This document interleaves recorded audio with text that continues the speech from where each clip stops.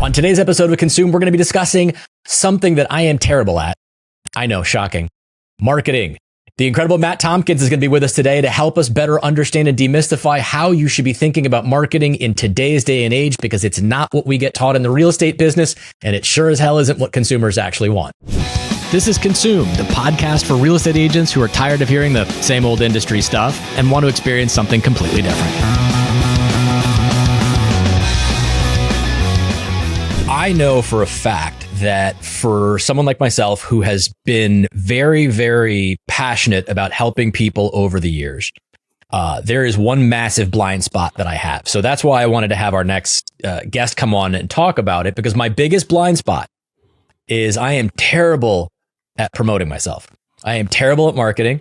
I am terrible at letting people know who I am, what I do, how I help.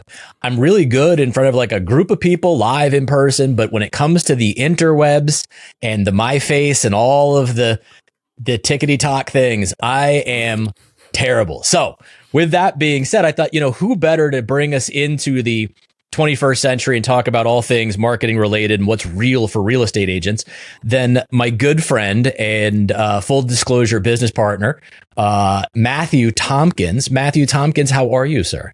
I'm swell. I'm also swelling, but I don't have to get into that right now. So for those of you that don't know, Matt Tompkins is, well, Matt, you tell us who you are, because I'm not going to do it justice. I know that's for sure. Well, I mean, I love talking.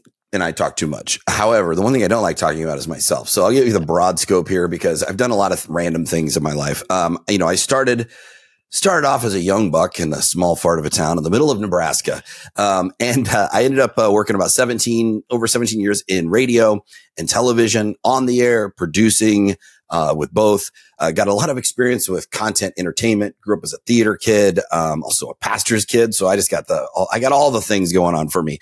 And that all kind of, it all came together in this moment in May of 2020, where I was sick of radio, wanted to get out of this like corporate, just backwards system, which it still is backwards.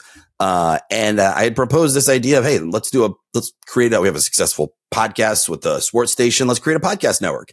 And I was literally laughed out of the room by the current general manager at the time. He said, quote, "People make pennies off podcasts. That's not a thing." Even though it was the number 2 highest increasing form of advertising platform anywhere. So I said, okay, I'm done. I'm going to leave once my contract is up. And I did in the middle of COVID, which sounds like a bad idea. But for me, the pandemic ended up being pretty good. I mean, not because of the pandemic, but because everybody needed digital content. And everybody was where you are describing you are, Lance, where they feel stuck. They feel overwhelmed. There's typically 2 outcomes I've seen. Business owner tries to do it all themselves, has no idea what they're doing. They don't have the experience. This isn't their lane. This isn't what they love to do. It's not why they started the business. There's 17 different social platforms, as you mentioned, the TikToks, YouTube, Facebook, OnlyFans, Grindr. I don't know. Some of those may or may not even be social media platforms that you'd want to use. The point is, all kidding aside, people get overwhelmed, throw their hands up, and they give up. The other thing that happens is they go to an agency. And I will tell you one thing that sickened me from the beginning. It became my true passion. It really ticked me off because I don't like hypocrites and bullies, is they get ripped off. They get taken for tens of thousands of dollars every month. It was sad. It was tragic. And so me being the giant ADHD minded nerd that I am, I dove deep into it all, probably too deep to the point of maybe being a little self-destructive, but I helped a lot of people. And I really am proud of that. And where we are at today with, our company, with our Entrepreneur Addict and with our app, that passion lives on in a new form that I think is even more consumable, pun intended, for entrepreneurs, especially solopreneurs who just, they don't know what the F they're doing. They want to know. They want to just give me the 3 things I need to focus on to get some new business, some new leads. And when Lance invited me on, I said, yes. And that's why I'm here, to give you 3 things. And you and I first met because of the position that I was in. Right. I didn't really know how to promote myself. I didn't know how to engage properly. I didn't know how to market the work that I was doing. And you and I started talking about it. And what I really appreciated about working with you in the very beginning was you really helped distill things down into a very simple, clear, concise way. And so that's what I want to focus on today. So I want agents to understand that we're going to talk about this from a consumer perspective lens. I hear very often from consumers, that they are consistently either overwhelmed by the amount of stuff that an agent is putting out, or they don't really fully understand what an agent does for them. Those are the two most common things that I hear. And to me, those are 100% marketing problems.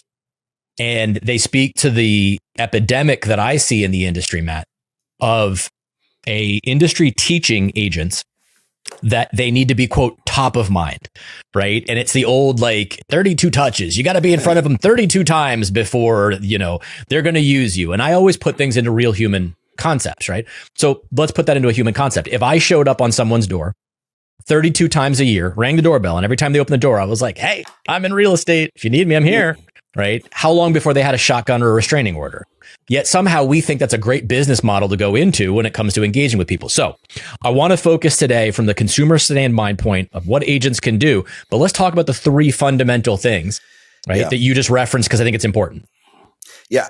And keeping this simple. What's the KISS, KISS, keep it simple, stupid. Mm-hmm. You're not stupid. All right. And you alluded to this at the beginning, and I've heard you say this before, just with us working on marketing, Entrepreneur Addict and this podcast and different ventures. And it is always it's a pet peeve of mine, because Lance, you're a very, very smart guy, and you are brilliant in the behavioral psychology side and the sales side. I used to be the opposite. I used to hate sales, and I used to say the same things about sales that you say today about marketing. Like, I don't get it. No, that's just get it away. Right. Yeah. It's like somebody put ketchup on my banana. I'm not eating that thing. That was a real thing, by the way. That was some trauma there for my dad. Disgusting. It made me eat. Yeah. Why would you make your kid eat banana because he accidentally got ketchup on? I couldn't eat bananas for the next 22 years. Anyhow, I digress. Marketing and sales are the same thing. All right. All this is a relationship game. So let's break it down into just simple terms of when you're in person, it's the same as in the Google landscape. It's just in a different format. So it's this digital landscape. So what are we trying to do? We are trying to build trust, right? Know, like, and trust. And so people have to know you. They have to know you exist. They have to find you. And how are people going to do that today? Well, they're going to do it through Google, ChatGPT, Reddit. Those are your top three kind of search platforms. And I want you to we'll kind of get into how to really simplify this. I don't want you to think about, okay, what platform? How do I do this quite yet? Because I want to provide people with really simple, like you said, clarity on like how to approach this. But it all boils down to just really in simple terms. It is telling your story. It doesn't matter how you do it. You can do a completely horrible crap job of telling your story, because if that's how you tell your story, if it's authentic, it's going to resonate. All right. So just be yourself. I know that sounds cliche, but that's what it boils down to. Be yourself, tell your story. And if you're actually helping and serving people, or as you like to put it, be of, was it useful purpose and service? Yes, exactly. A useful purpose and service. If you're solving someone's problem with your business, then, and you're telling that your story, you're going to get new leads. Quit focusing on all of the tactical things and start focusing on the strategic things. And that is the basis of a strategy. So how are we going to tell our story? Where are we going to tell it? And there's this, through the app, we walk you through all the different the simple things like figuring out who's your ideal customer, your target persona, what platforms are they actually on? But I think right for today's show, like with this being called being consumer focused, I think the easiest way to kind of imagine this in your head right now is you are also a consumer. So when you are seeking out anything, whether it's, replacing this giant piece of equipment on your pool that you have no idea what it's even called, you're going to do what? You're going to Google it. You're going to Google it, man, which sounds like something inappropriate. Just don't Google yourself. That's what they say. So Google whatever it is you're looking for. So if I'm looking to buy a home and I don't have an agent, right? What am I going to do? I'm going to Google it. Am I going to turn to Instagram or Facebook and make a search on one of the top 4, if not the single biggest purchase in my lifetime? No, I'm not. Like you have to be honest with yourself. Are you going to go to Instagram or Facebook to find someone to help you buy a, $500,000, $2 million purchase? No, you're going to go to Google. People turn to Google. They turn to ChatGPT and Reddit because they want to find a credible answer. And so we spend all of this time on Facebook and Instagram with reels and videos and content and views and everything else. And we sit there scratching our head going, why isn't this working? Well, it's because that's not where your consumer even is. They're there to be entertained. They're entertainment platforms. They're not there to buy a home. So, when you go and you do a Google search, walk us through. So I don't want this to sound like me just saying. I want this to be actually what people do. Walk me through from top to bottom. What is it that you see when you type in a Google search for a real estate agent, or you're buying a new shirt or a new pair of shoes? What are the sections, if you will, that show up in that search? Well, you've got some advertising usually that pops up, the suggested whatever things come up. Then you've got some of the bigger name brand type things that I typically see because I think they're, I don't know what it's called, SEO, and they rank higher, right? Then I tend to see some videos underneath that. That's kind of what I see. Yeah. So like now they've incorporated their AI search because ChatGPT. That's right. Google used to have about 90% of the search volume. And I say used to, like that was back in the, late 90s or early 2000s. It was like a year and a half, 2 years ago. ChatGPT now represents like 30% of search. The reason being Google cluttered this whole thing up. So you have to do a whole bunch of homework. I got to read a blog. I got to look at a thing. I got to watch a video just to find out an answer to my question of, how is it that horses don't freeze to death when they're walking through the snow? Which is a real thing. I actually asked ChatGPT the other day, and that's good to say. That's a Matt question. It is totally that everybody is going to have that, but it's very fascinating. I won't get into it, but Google doesn't give me the answer. ChatGPT gives me the straight answer. That's why people love ChatGPT, right? So when you go to Google, though, you're going to see at the very top their AI, which is their version of ChatGPT. It's called Gemini. It's going to provide you a direct answer like that now. So that's at the top. So that's called AI search or AI SEO, right? Search engine optimization, if you want to get really fancy. Then to your right, you're going to see this card. Now, if it's a local search like real estate agent, then you're going to want to have a Google business profile set up. That's your local search result. So Google will prioritize local businesses. And they did this a number of years ago. They created, it was originally Google My Business. Now it's Google Business Profile, because they were just getting smashed by these national brands. Well, if I'm looking for a real estate agent, I don't want to search nationally. Like I'm in my market. So I need to be able to localize this. So if you don't have a Google business profile set up, that is probably the number one most important thing you need to market yourself on a local level, which if you're an agent, that's exactly what you're doing. All right. Side note, Facebook and Instagram cannot localize your content. So your content is not even localized to your market. If you do any sort of stuff you can see in the analytics, usually mine are like 80% of your views did not come from your followers. Like they're spreading it around to who's likely to be entertained and consume the content, not who's actually looking for that solution in your market. So anyhow, so you have the cards on your right. So Google Business Profile. And then you have the ads, as you mentioned. Then you have YouTube videos. So if there are videos featured, think about this, like how many agents are using YouTube, which is the number one platform. And this is not just me saying the report from last year, the year before, and this year, all hands down, night and day difference. It's not even a close race. Produce the most leads for businesses, YouTube. Yes. So don't just use it as a place to dump your video. So, Matt, I want to interject one thing because you told me a stat. This is where I want you to put this stat because it blew my mind. Because in the real estate industry, we are pumped daily with this belief that we have to be on Instagram and Facebook. That's all my leads are going to come from Instagram and Facebook. Please share with me that stat of organic reach that you told me. Yeah. So it's it's the engagement rate. So for business pages on Instagram, 1% engagement rate on Instagram, 1%. And again, it's not localized. You can use hashtags to try and localize it. I'm based out of Omaha, Nebraska here. So like I could use hashtag Omaha real estate. Maybe that'll help. But like, again, is your consumer going to Instagram, typing in hashtag Omaha real estate to try and find a real estate agent? No. And agents fight me on this all the time. They're like, oh, but Instagram, people comment on my things all the time. And I'm like, yeah, but that's the audience you've already won with. Yeah. Those are people that you already know who like and trust you. That's not really a new engagement. So sorry, I digress, but it just irritates me. And you're right. And here's the issue. And this happens with everything from religious beliefs to politics to the WWE, NFL. This is what we call a person's worldview, right? So their worldview has been established, and it's been established for years. If you're listening right now and you're saying, listen, Matt, I am an intelligent person. I can philosophize with the best of them, right? And if you can just take a step back and you can be honest with yourself, take a look at the forest, see the forest for the trees, through the trees, whatever the saying is, right? And look at this and say, is this really how I would go about finding a real estate agent? If your answer is no, get the F off Instagram. Instagram and Facebook are pure fluff. That's what that F stands for. It is a complete waste of time. I'm sorry. It's brand awareness and it is pumping your ego. And if you're being honest with yourself, that's why you really like it. They're saying, well, I'm getting comments. I'm getting views. That strokes the ego. Not only that, I mean, you and I both know addiction. It's triggering the same dopamine release as cocaine, as heroin, everything. It's like just and I'll give you one tip on that.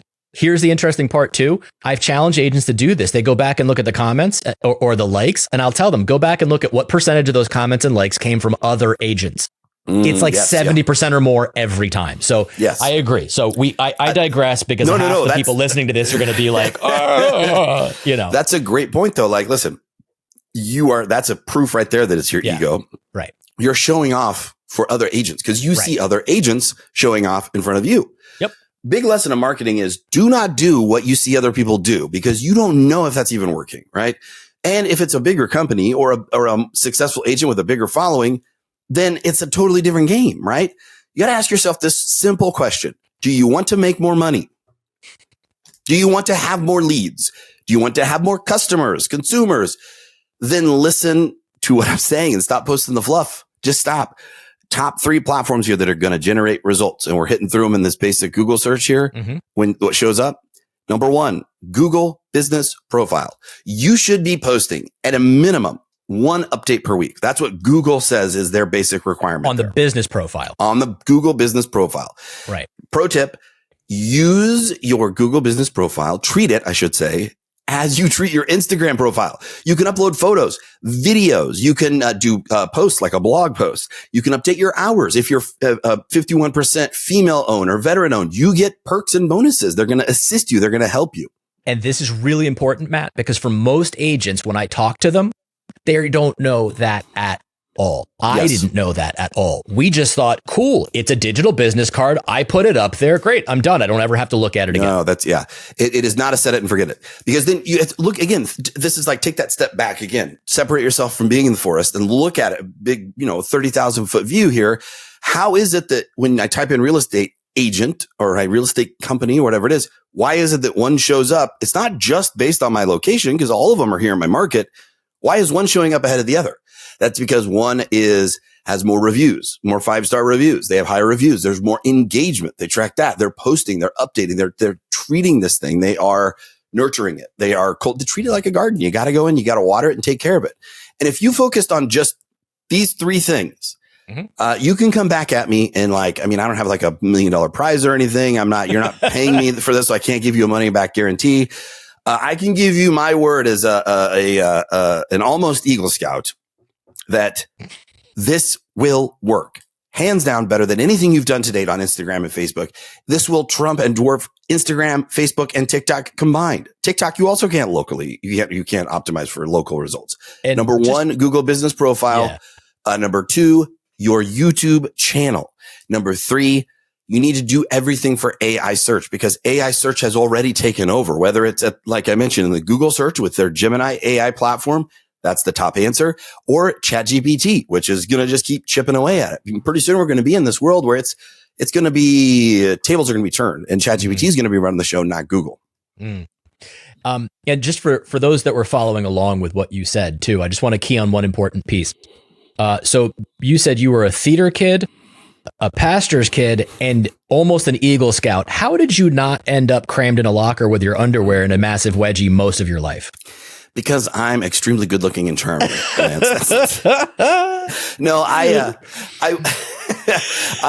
we moved around a lot, so I don't know. Maybe that helped. You just ran. This is indicative of like the free spirit I was as a young kid. I'll never forget my parents. They got brought in by the principal of the middle school. We just moved down to a new city, moved from a small town in Nebraska down to St. Joseph, Missouri, and at this elementary school, 6th grade. I was a Star Trek nerd. Like I literally I dressed up as Lieutenant Commander Data. Not because it was Halloween, just because I thought it was a good thing to wear to school. And the crazy part is as a kid, 6th, 7th, 8th grade, nobody picked on me. Nobody, like, we had a homeroom TV show. So it was kind of like the funny, entertaining class clown. So people liked that. But like, it was funny. They called in my parents. They said, listen, we're a little concerned about your son. I go, oh, what's wrong? Well, we're concerned he might be gay. And my parents were like, what? Like, well, he hangs out with all the girls in the class all the time. And they've even given him a nickname. Like, oh, what's the name? Maggie. It's a girl nickname and he's a boy. And my parents are like, okay. Still trying to figure out what the problem is here. And then they left. And then sure enough, by the end of the school year, every single boy who was like looking at me like, what the hell is this? They realized, wait a minute. Well, like, you know what? Matt/Maggie here, he's actually hanging out with all the girls in the class all the time. And maybe he's into something. So then by the end of the school year, every boy had a girl nickname. And the principal's heads probably explode. She had probably have a lot of meetings with different parents. Like, my whole 6th grade class just turned gay overnight. What happened? But so I'll tell you my own version of that story, which we can just throw into the mix of embarrassing childhood things. So in gym, each quarter they would separate the boys and the girls. And there was like a girls' gym activity and a boys' gym activity. Well, the boys' gym activity was, I don't know, it was something stupid like flag football or whatever. And the girls' activity was self-defense. And so I, being, again, the genius that I was, thought, well, you know what? They didn't say you couldn't participate in the girls' activity. And I don't really want to go, again, because I was a giant dork as well, too. I know it's shocking, but what? I didn't want to go have the crap beat out of me by a bunch of jerks in flag football. Yeah. So I was like, I'm going to go do the girls' activity. The worst idea I could have ever had. Matthew, they took day one. I will never forget. The gym teacher was Miss Valentine, and she was a wonderful woman. She was very nice, but she was a strong lady. She was like 6'1" and strong. And she stood there on that very first class and said, we're going to learn the first thing of self-defense. And she had this like rubber knife. And she's like, Lance, come here. Take this and stab me with it. And I was like, I don't want to. And she's like, no. It'll be okay. Just come here, stab. I was like, I really don't want to do this. She's like, get out here. And I was like, okay. So I kind of pushed a little bit, like I stuck it out and waved it at her a little bit. And she was like, no, really come at me. Matt, I lunged forward with that thing. She grabbed me by the wrist and judo style flipped me over her. And I was like 18 pounds wet and wearing boots. I landed on my back, knocked the wind out of myself. Every girl in my class witnessed it and just busted out laughing. And that was the end of it for me. I was like, I'm going to go play flag football if anybody will let me anymore. You just got to embrace it. You just got to embrace it, man. And I'm going to segue this back into our conversation here like a madman. But I was a member of a mime troupe. Yes, M-I-M-E. We had the face paint and everything. And we rehearsed every week in the gymnasium. And the cheerleading squad also practiced in there right in front of us. So we would be facing each other. Right. And I would bring my Star Trek figurines and toys in to class and literally time it out. Like, okay, on Star Trek: The Next Generation, here's where the ship's coming in. And then, here's where Gene Roddenberry's name comes in. Here's where Michael Dorn's name, he plays Lieutenant Commander Worf. And I'm playing the theme song as I'm like, I took things to an extreme when it comes to like nerdom. Right. Yeah. And nobody made fun of me. Now, granted, I was like, I don't know if had I stayed there for high school, I probably would still be a virgin today. But like that aside, it was crazy. Everybody accepted me. In fact, 8th grade year, I thought it was a practical joke. Megan Crockett was the she was the hottest girl in school, the popular girl in school. I hope she's listening. I think she ended up being like the head cheerleader at University of Kansas. Wow. She's very smart. I mean, she was like, had all the things going for her, right? In 6th grade, her and I were BFFs. We're best friends. And her and I, we were voted, it was like the prom king and queen equivalent. They have like an 8th grade dance. I thought they were joking at first. And then it was up until recent, like this year, I ran into some friends from then and I'm like, man, you remember when everybody voted me king as like a joke, as like a, like just a horrible prank on me? And they looked at me like an idiot. And they're like, what are you talking about? No, that was real. What are you talking about? I'm like, oh, really? Why is it that worked? And then why is it that, other things we do don't? Here's the truth. when it comes to all of the content I just talked about, updating your Google business profile, posting videos on YouTube, whether it's writing a blog and all those things, keep it simple, but focus on your story, your truth. That is what people are looking for. Okay. Forget about the freaking listing videos and like, I'm going to get a better photographer and pay 5,000 for mine instead of 1,000 or whatever. No, your listing videos are everywhere. People aren't looking for a home. If they're looking for a home, they're looking for you. And you've talked about this. Like, it's not your job to sell the home. It's the relationship and guiding them through this very complicated and overwhelming and can be costly if led in the wrong way process, right? So they want to trust you. How do they trust you? Well, if you're being your true self, they're going to accept you, and people can see through that. Literally they can see through it when you're being dishonest, when you're being so phony, when you're saying, oh, I'm authentic, when you're on Instagram, like, oh, I just sold another house. Who gives an F? Nobody cares that you sold another house. All right. All I care about is about what you can do for me and can I trust you? So that's why I never once got beat up. I never once did. In fact, I got hoisted up and it was like, be yourself. And I look back at it now after years and years of therapy and I'm like, I need to get back to that version of me. Because I was happiest just being myself, right? And didn't care. So stop trying to emulate others that you see. Get off of the platforms that you see other people on. Focus on these big three: Google Business Profile, YouTube, and then make your content show up for search and AI on your website just with solution to problem, answer to question. Don't get too cute for the room. We change people's lives. What's that mean? Like, no, we help people find a home, And I want to touch just briefly on what you said, because what you said is so important. We're telling funny stories about things like that, but that's authentically who we were. Now, if you're listening to this podcast right now, you probably, some part of you related to one of the stories that Matt or I just told, if not both of them are separate, right? I hope there's people who are in a mime troupe. That would make me feel so good. Well, there were. It was the two other kids that you were in that troop with. That's the only ones there was like 10 people in this mime troop. It was not a small thing. Yeah, it was a club, man. But if someone's relating to, I remember when I was a kid and I had weird ideas and I got picked on and stuff like that. Right. Like that relatability is what builds and develops trust with somebody. That's why people work with you, because it's real. It's relatable. And what makes me nuts is that from an industry perspective, people believe that from what consumers want is for us to go, I'm a trusted advisor. Yeah. Said no one ever. That is bullshit that we tell ourselves because it makes us feel good. But no one goes out on the street and says, oh, tell me what you think of a real estate agent. And that person goes, well, my real estate agent is a trusted advisor who helps me with the bullshit. Nobody says that, right? What we need to focus on in marketing, as you said, is about actually talking about reality, the reality of things and what works, what doesn't, who we are, how we help. And that's the core. Can I give you a really quick, just super quick last example of like how to do it right, how to do it wrong? Yeah. And I'm going to enjoy this because how to do it wrong involves like an ex of mine, I call her Utah. Anyhow, when I started dating this woman, she was just finishing up. She was in her 7th month of taking her real estate. Sorry to laugh. I'm really not trying to be mean, but I don't know. It was like her 4th month. It was her 4th month. I'm exaggerating, but even 4 months. Trying to pass the real estate test. Yeah. It was. Okay. Anyhow, sorry, go ahead. So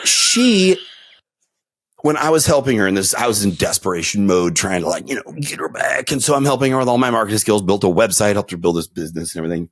And we're going through the whole process. And I'm like, and this is the mistake people make. I said, so who do you want to serve? Who's your ideal customer, your persona, right? And she's like, she's like, I want to sell to the ultra rich in, she's up in Utah. So you have Park City, Utah, where Sundance Festival is held. Lots of very wealthy people there, right? So that's what you want to go after. Now, she's from Brazil, right? And there is a very large subculture of people from Brazil in that Salt Lake City. I don't know why. You got the Mormons, you got the Brazilians. It's a crazy mix. She's plugged into that network. She's fluent in Portuguese, Spanish. She speaks 4 different languages. And I'm sitting there going, why aren't you focusing on that? That's your story. Like her story was incredible. Came here with $900 in her pocket, 2 kids, was abandoned by her husband from Brazil, and ended up in Florida and somehow built this life for herself. That's an incredible story, right? Yep.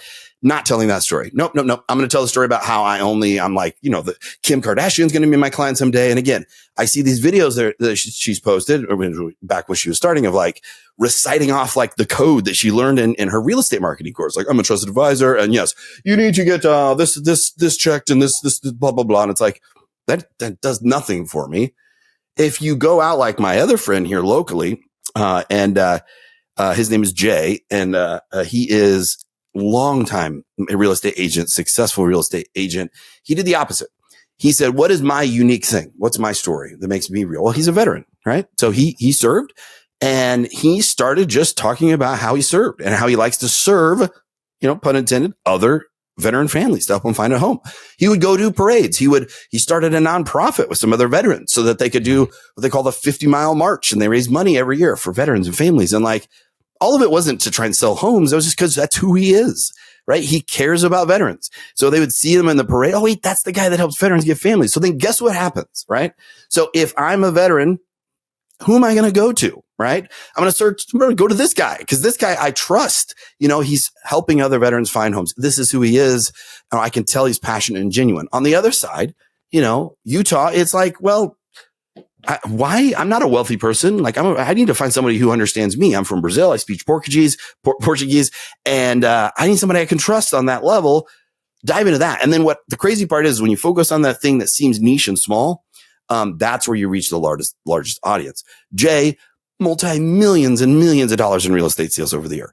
I'm struggling to sell 3 or 4 homes a year on the other flip side, and that's, I think, where a lot of people find themselves, is they try and be something they're not, and they're only selling 3 or 4 homes to the family and friends they know. Like, sell 20 homes by being yourself, niching down. And the system, by the way, that you want to figure out, like, how do I do all this content in a simple way? Download the Entrepreneur Addict app. As a shameless plug, I'll throw that in here. I know that we'll put the link in there to our marketing course. It is designed for you to do like we're talking here. Simplify it. What's the system then? How do I do this and hit all these points and actually get leads? That's what it's all about. So entrepreneuraddict.com, or you can download it now, available in the App Store. And, also, but keep in mind too, that I know that when you designed, and we talked about designing that to be able to help people, it was designed in a way to make it small, incremental, and bite size, because I was overwhelmed by all of the marketing stuff. Most of the clients that I work with, I talk to them all the time about this. They're like, I know I need to do all of that. It's overwhelming. And I'm like, but it doesn't need to be. Pick one small, simple little thing and make one small incremental change. And that little thing, it's like throwing a pebble in a pond. It creates the ripple effect out that keeps going on and on. And so I think it's an amazing opportunity. And I want to close out, if you would indulge me for a minute, today's episode with, you mentioned AI and you mentioned Reddit. Can you just explain to me, how does an agent improve how they show up in AI and how they show up on Reddit? Because I think that is an area that is the next sort of frontier, as you say. And that to me seems one of the most confused things that I hear from agents most often. So I think in the simple terms, it's important to understand, and we start off our marketing course on Entrepreneur Addict with this lesson, that is how the marketing funnel today, the modern marketing funnel, has changed. So marketing funnel throughout history stayed the same. And then about 5-6 years ago, it changed for the first time ever. So this isn't like Google updating their algorithm 3,000 times a year. This is like a once in a lifetime change. So what happens now is that people will validate a brand. And when I say a brand, that just means you, your company. If you're a solopreneur, it's you. So they want to validate you. They want to know that they can trust you. They're going to do that on their own, right? They're not just going to watch an ad on TV and say, oh, yes, of course, Monsanto, I can eat it. It is just like, water. I can drink it. No, turns out you can't. Turns out you get cancer. Turns out they're lying to you. So there's a lot of distrust. Soylent Green is people. There's a lot of distrust with like advertising, right? So when things feel pushed on somebody, they're going to push back. They're going to say no. All right. They're going to do their own research. And that's where content today comes in. That's why, like, just organic content on your website, on your Google business profile, on YouTube is going to show up in those searches. And, like I mentioned, my friend Jay, like, he's just telling the story of, hey, this is the family I helped. That's just organic content, right? So that's how they validate. They're going to do their own research. And that's where Reddit comes in. Reddit, I don't really envision taking up a huge, massive chunk of search. I think AI is really the thing to focus on. Reddit's a little more challenging because there's a lot more participation. I would encourage you in any Facebook group or Reddit forum, if you're on any sort of chat of conversation or thread, participate. Don't promote. Don't ever promote. Don't say, hey, I do this. Just participate, and they'll get interested in you. They will find you, and they will validate you on their own. The minute you promote or share a link, you've lost them. You're dead. So AI search is going to keep growing. And the reason is that, as I mentioned, Google cluttered things up. There's so much I have to search. Even now today, it's like, I don't want to have to do the homework. I just want a simple answer. How do horses walk through the snow and not freeze to death? This makes no sense, right? Are they cold-blooded? What's the answer? So ChatGPT gives me an answer. Google gives me a page of random junk I got to sift through, right? So that's why AI search is important. So the question is, what do I do, Matt? Like, how do I create content to show up in AI search? Just keep it simple, stupid, right? KISS. Like, if you read a blog article, okay, you write a blog and it's just answering a simple question like, what are the best school districts in Omaha, Nebraska, right? And I know that's something you can't promote as a real estate agent. There are certain restrictions, but like on your website, you could have content like that. Like, here are the top 10 school districts. Now, what you're doing there is just providing a straight and simple answer to a question. So if AI has a user in front of them and they say, what are the best school districts? Where should I look at, even searching for a home in Omaha, Nebraska? We just moved here. Then it shows up. So just keeping it simple on your website. If you don't have your name, if you're a solopreneur and you're the business, your name or your brokerage, whatever it happens to be, your name and what you do, that you are a real estate agent and your name of your market at the top of your website, then you're losing the AI game. Because if somebody searches for real estate agent in Omaha, Nebraska, and you don't say, hey, I am Matt Tompkins, I'm a real estate agent in Omaha, Nebraska, then it doesn't know to put them in front. If I have, I change people's lives one day at a time, like it doesn't know what that means, and it's just going to toss it aside. So it's keeping things simple. Focus on what are the answers or the solutions to the problems and questions people have, right? When they jump to Google. And then what is your unique story that you can just tell? And I'll tell you, Lance, like, people freak out about the amount of content. Don't focus on the quantity, focus on the quality of it, and focus on just telling your story. Then it becomes fun. I mean, like, your producer and I, we were just, chatting before you hopped on here about just having fun, interesting philosophical questions about, psychics and religion and all these different things. And like, that's just us. We were just having a fun, organic conversation, right? So when you make it about your story and the things you're truly interested in, as opposed to, I'm a trusted advisor and I can get you a basement concrete foundation repair inspection in 24 hours or less, you've lost people, because that's not who you really are, right? If it is who you really are, you're one boring person, but then run with it if that's who you are. Yes. But really keep it simple, all right? Focus on those platforms I mentioned. I promise you, Google Business Profile, YouTube, and then structuring your website just for that AI search for keeping it simple. That will produce leads. Facebook and Instagram will not produce any leads for you this year. I love it. Bold statement, I know, but like, we'll put the links to Entrepreneur Addict in the show notes. And I can't thank you enough, man, for being on here and being honest and transparent and talking about all of the amazing things you did in childhood that I still don't fully understand or can wrap my mind around. But we haven't even gotten into all the stories with me. Sometime, I mean, like, I know neither of us drink, but like, over a non-alcoholic beverage, we'll have to share so many good stories that we have yet to delve into, to use an AI term. Love it. Thanks, Matt. Yep.